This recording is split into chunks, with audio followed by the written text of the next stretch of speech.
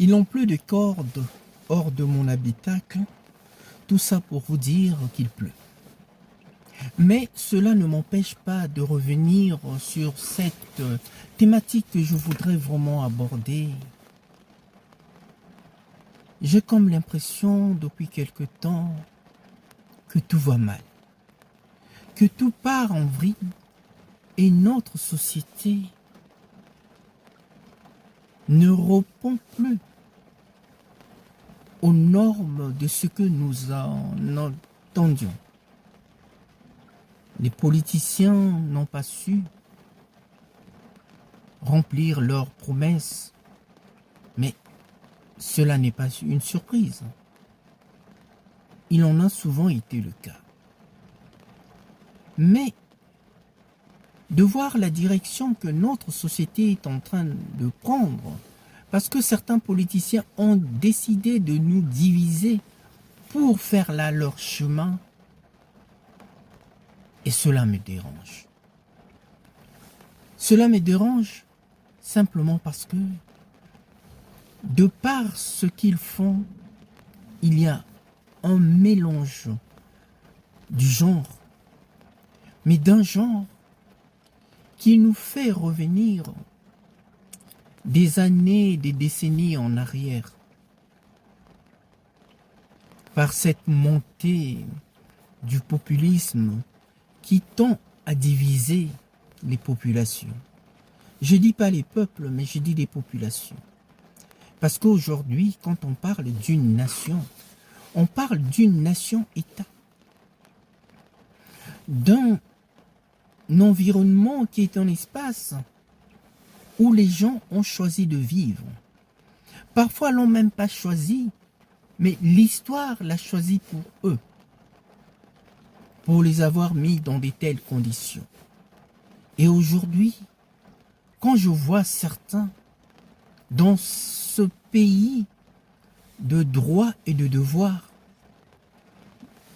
vouloir diviser les gens, à la seule différence qu'ils sont différents d'eux, je trouve que c'est un crime. Cela devrait être puni. Et là, je me dis, est-ce que les politiciens, là où ils sont conscients des actes qu'ils sont en train de poser? Ils sont conscients qu'ils sont là en train de diviser des familles et des gens, rien que pour leur propre intérêt? Et nous voyons certains grands leaders qui se permettent de vouloir laisser croire que nous vivons dans une société où il y a une race supérieure. Moi, je crois que l'homme n'est supérieur qu'au travers de ce qu'il a en tête, au travers de sa vision des choses. Et je trouve ça regrettable que dans un état de droit qui est fait d'une histoire, et l'histoire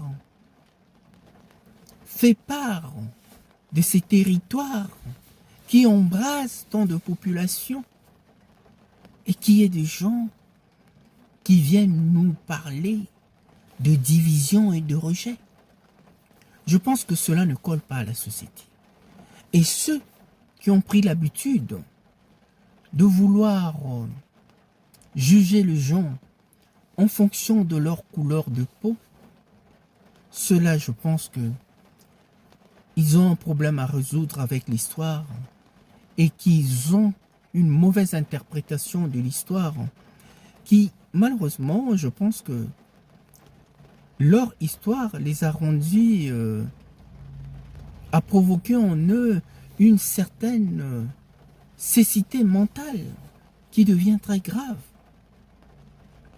Dans la société d'aujourd'hui où nous partageons tant de choses, où nos familles sont bien embrasées, pour ne pas dire aussi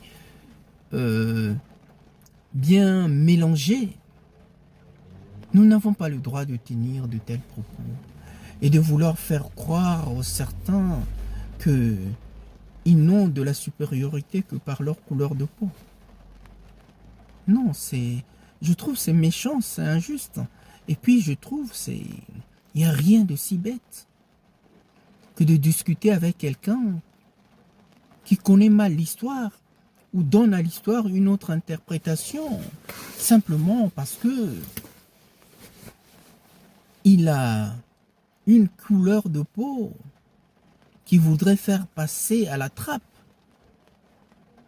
Non, je crois que le temps est venu que les hommes se lèvent, qu'ils montrent à quel point ils sont responsables et dignes, et surtout à quel point ils représentent les valeurs qui ont fait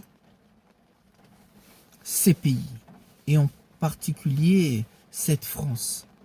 Ces valeurs universelles dont aujourd'hui tout le monde tire profit, et de là à venir nous tenir de discours d'une telle bassesse, cela m'horripile.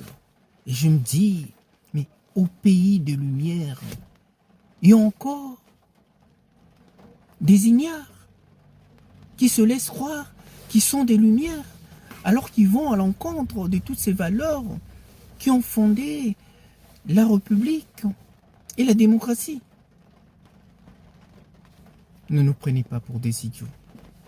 Je crois que la civilisation n'appartiendra que à des gens qui ont un peu de jugeote pour élever les mentalités et ces valeurs, que de nous retrouver avec des gens qui apparemment n'ont toujours rien compris et de là se croient toujours supérieurs aux autres.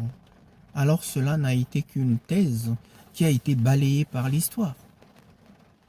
Et le plus dangereux dans tout ça, c'est de voir des intellectuels qui soutiennent encore ces thèses comme certains politiciens. C'est un crime à l'histoire et un crime à la conscience humaine. On ne doit pas saboter la conscience de l'homme à ce point.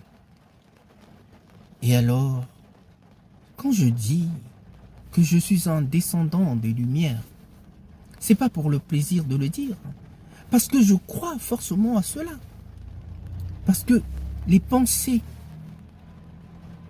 que je partage aujourd'hui, ne sont que la résultante de toutes ces expériences qui ont fait que je porte aujourd'hui ce flambeau qui éclaire tant l'humanité, que d'autres aussi font à leur façon.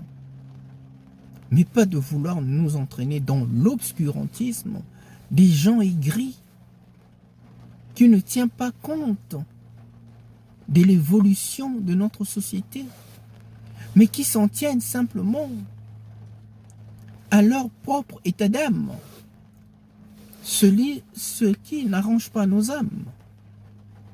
Oui, vous savez, il ne faut pas taire ce que l'on a compris, tant qu'on peut le crier sous le toit, pour que les gens en prennent conscience. Parce que quand on prend l'habitude de se taire là où on devrait parler, on laisse le pouvoir aux autres pour nous diriger, nous dire ce que nous devrions faire, alors que les choses se font mieux en concertation pour donner une véritable orientation à la société et un espoir aux hommes